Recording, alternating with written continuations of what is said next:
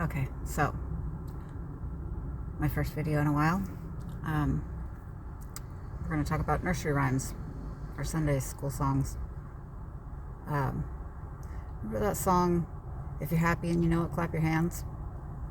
Please tell me that I'm not that old. You know that song, right? If you're happy and you know it, clap your hands. Well, don't clap your hands. Whether you're happy or not, don't clap your hands, whatever you do. Actually, if you're unhappy, you can clap your hands, but don't clap your hands if you're happy. If you're happy and you clap your hands, they will try to throw you in the loony bin. I swear.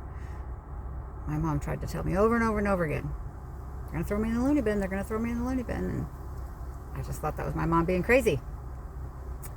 So it turns out that crazy in a sick and toxic world actually means happy or well-adjusted, or maybe it just means odd or weird or whatever, but it doesn't mean crazy is the point, because my whole life I didn't want to get thrown in the loony bin. That was my mom's thing, right? So you know how we inherit our parents' karma, and she shuffled off this mortal coil before she could sort that out for herself, and so she left it to me, or maybe I assumed it, I don't know, but I didn't want it to go to my kids, so I've been sorting through it, and it was important. It is important, and it's saving my life. So I have no regrets about that. In the gaps and the creases, I'm trying to figure out why my dad killed himself 15 years before my mom did. Well, I think I figured out why. Anyway, the point is, I'm just trying to figure out how to not pass that on to my kids. And I'm figuring out how to not pass that on to my kids. Little by little, step by step, bit by bit. And, obviously, I knew that the only way to not pass it on to my kids, to not pass that down to my two beautiful sons, was to not kill myself.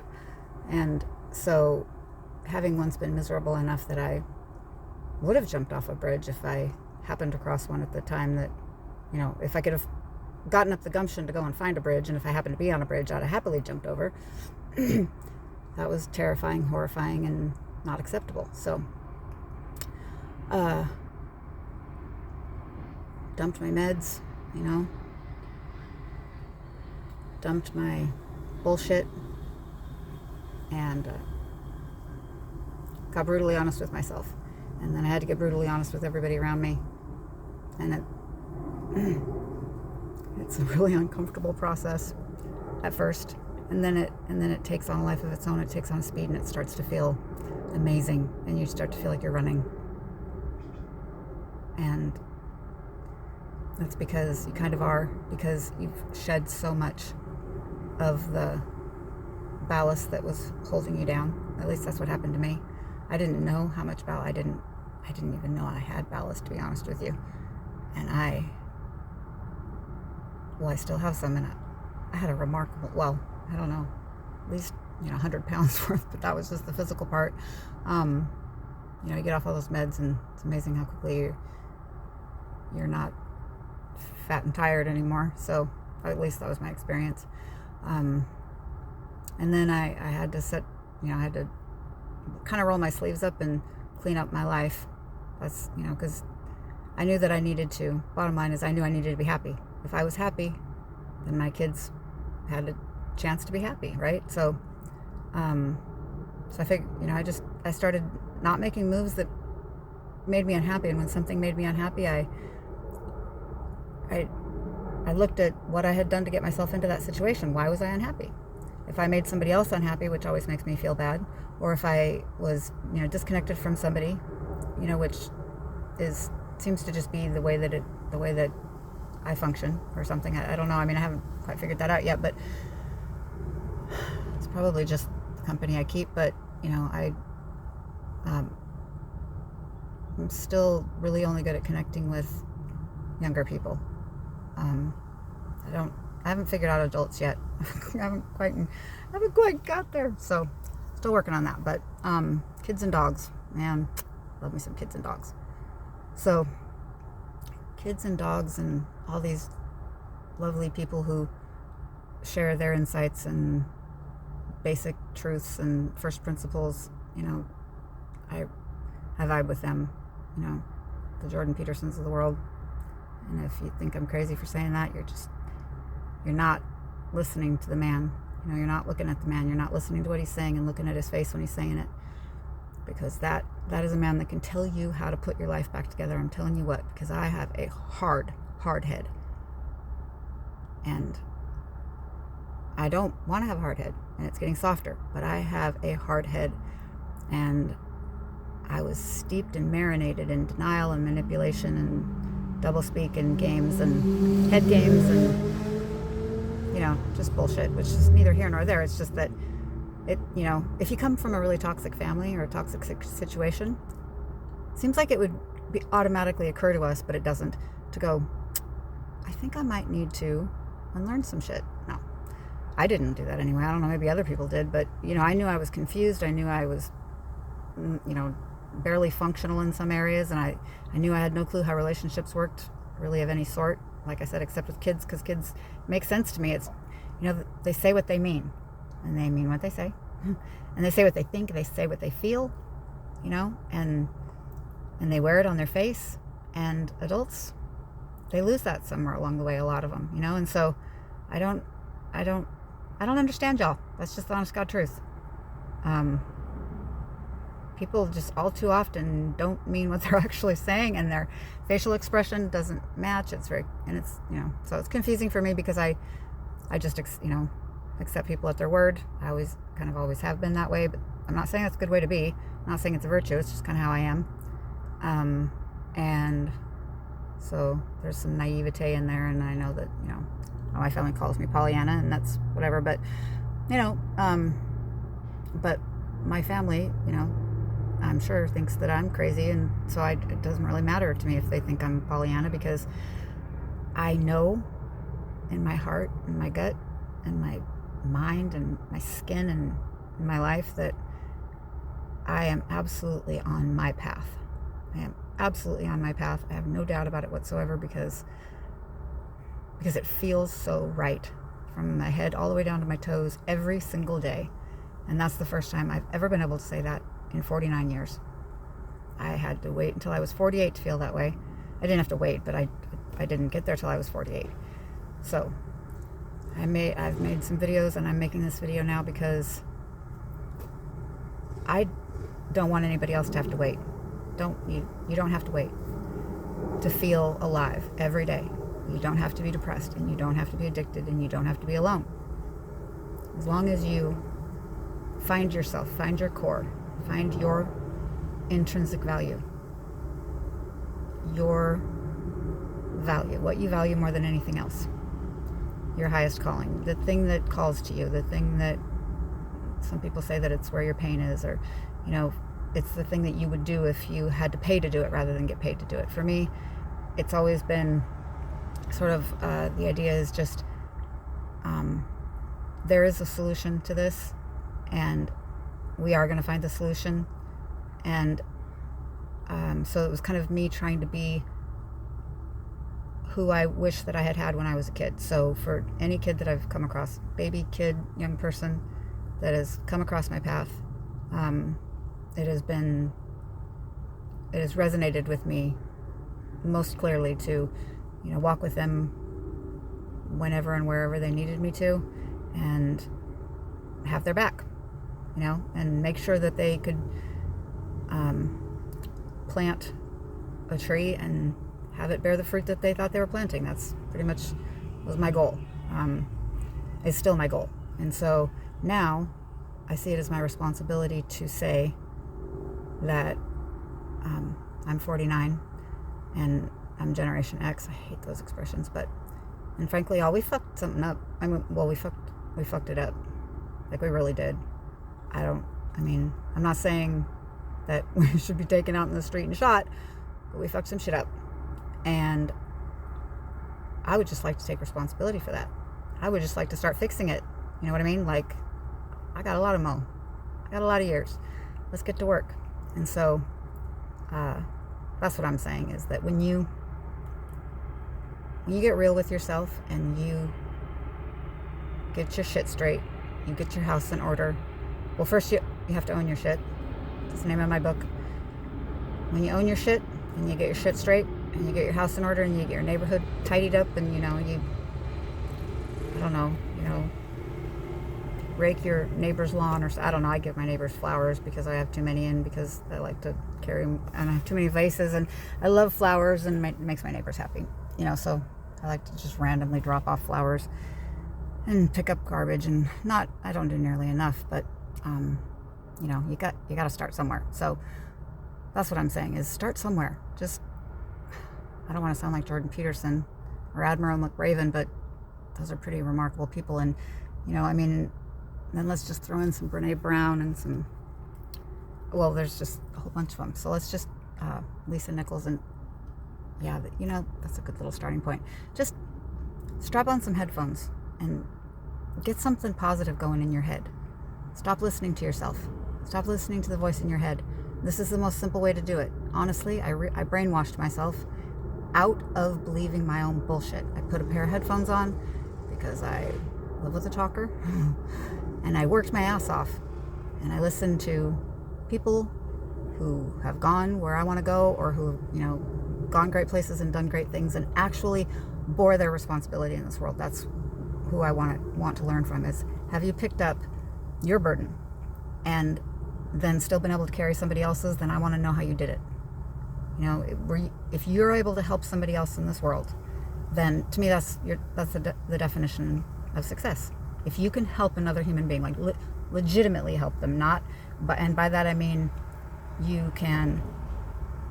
your life is in order, and so by example, obviously, you can show what it looks like to have your life in order. But even more than that, there's a huge ripple that goes out from that. But even more than that, you can look out in the world and see something that needs to be addressed, something that needs to be fixed, something that needs to be taken up, or undertaken, or faced, or whatever. And you got a lot of moat. You got a little more left in the tank, and you can now share with everyone else your bounty. And because that's what it is, it's a bounty. It's a gracious plenty.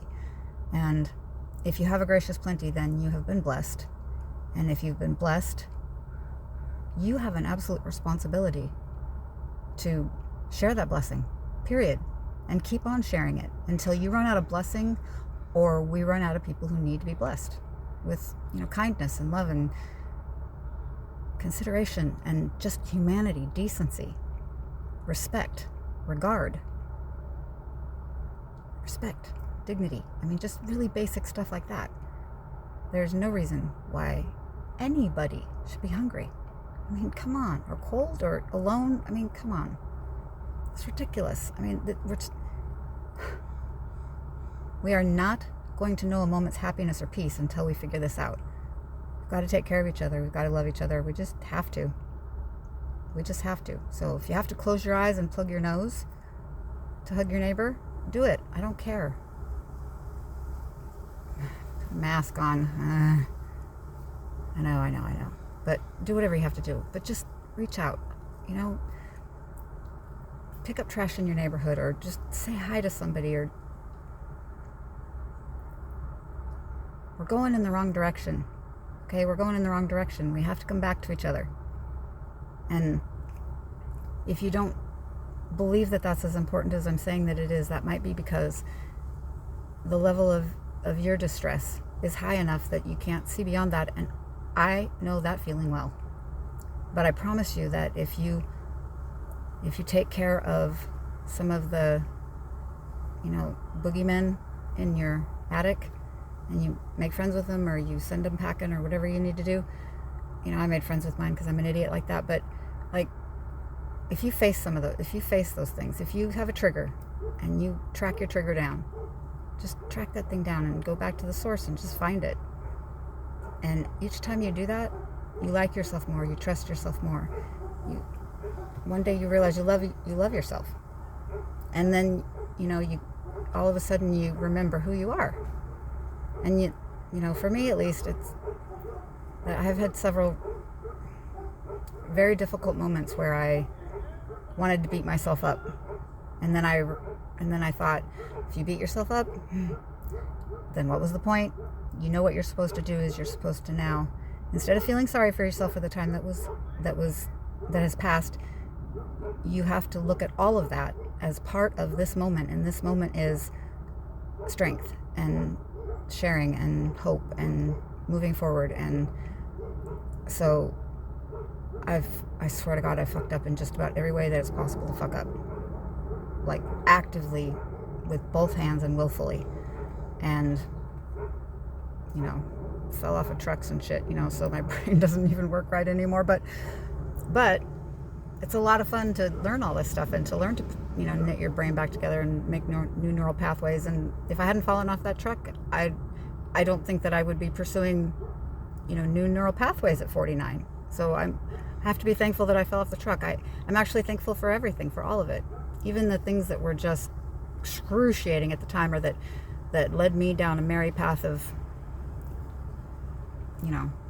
ass hattery, that got me in all kinds of trouble and made me look like an idiot, because I, was being an idiot. And so the bottom line, though, is that I was saved by, I think, the grace of the collective, of all of us together. There's enough goodwill that people like me, who I just have a good heart, I'm I'm an odd duck, but I'm a good egg. And I think that there are a whole lot of us, and I think that a whole lot of people that feel like I do and look at the world the way that I do, they call themselves empaths. I don't care. I'm just saying, people who just really lead with their heart first. This world is swallowing us up, and it is smashing us into the ground, breaking us up into little pieces. I'm not saying that we're not doing that to ourselves, because we are. We're tossing ourselves off of trucks and shit. We're getting in bad relationships. We're doing all kinds of dumb stuff, taking stuff and drinking stuff and doing all kinds of stupid stuff. But, you have to remember that nobody's born wanting to do any of those things. Nobody's born thinking, yeah, I'm going to, die a wet brain, or I'm going to kill myself, or, any of these other hideous things that people in my family have done to, jumping in front of trains and shit. So nobody wants to do that when they're born. They become so miserable that it's just not worth it to live anymore. And this world is not a comfortable or safe place for people who trust and people who just want to love, because I don't know why, but it's just a very hard place right now for people who are just like, can we just get along and have a good time? Please, can we just go back to concerts and sing and dance and hang out and play cards and even fight and whatever? It doesn't even matter. Can we have barbecues and shit and talk about stuff? What the hell happened to that? Because that's where we were. And then I started raising kids, and I don't know what the hell happened. Seriously. My son's 15, and when he was 12, I kind of started looking at the world, and one day I said to my son, I said, what the hell is going on? Seriously, black people, white people hate each other again? I straight up thought we were on the same page, which was, dude, that was some seriously fucked up shit. Can we please help us move forward? I mean, seriously, because we obviously do not possess the grace that we should. I'm not saying that I'm sorry I'm white. I'm not sorry about anything, but I'm really regretful that that we are not humble enough yet to stop messing this up. We need to get out of our own ways. We need to put it all down. Just put down our arrogance and our greed and our entitlement, and any thoughts that we have. We're wrong. We're just wrong. Just put it all down, take a deep breath, and look at it again. Look at it through somebody else's eyes, anybody else's eyes. Ask somebody. Listen to a whole bunch of people, and then look at the world. Let's do that. Let's, all of us, see the world through somebody else's point of view.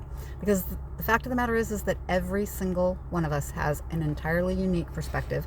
Every single one of us has a different experience in the world, and we always will, because nobody will ever be walking along with us every step of the way. It's just not the way that it works. And so no one is above persecution, and no one is exempt from it. Nobody is innocent of it. And honestly, it doesn't even matter. We are one organism. We are one body. We are one species. And if we go extinct, we go extinct together. And if you think that's not a very real possibility, you might want to lift your head up above the forest and look around, because the 6th mass extinction just started, or it's underway. And, the 5th is when we lost the dinosaurs. I'm thinking we might be on the list. Like, I could be wrong, but I'm a mother, okay? And I'm thinking Mother Nature, she might be cutting us some slack, or she might be busy or otherwise occupied, or we might even be her favorite. I don't think we are, but we might be her favorite, and that might be why she hasn't already struck us down. But I'm telling you what, we gotta get this shit figured out. We gotta stop destroying our one planet and our brothers and sisters. That's all there is to it. We have got to find a way. Well, I know the way. It's the same way that I stopped being an asshole. We just have to stop being assholes. That's it, period. Okay? And you can.